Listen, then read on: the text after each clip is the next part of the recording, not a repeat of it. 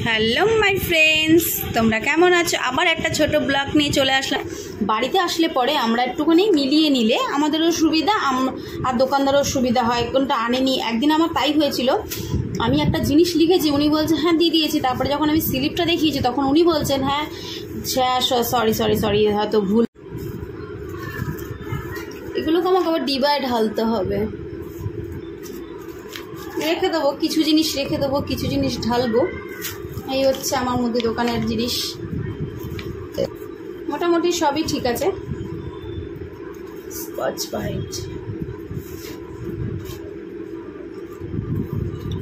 মুগ ডাল, মসুর ডাল, ঠিক আছে।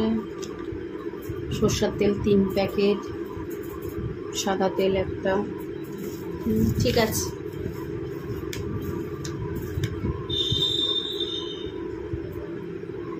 চলো তাহলে এগুলো ডিবায় ঢালি ফ্রেন্ডস। আজকের মতো ব্লগটা এখানে স্টপ করলাম।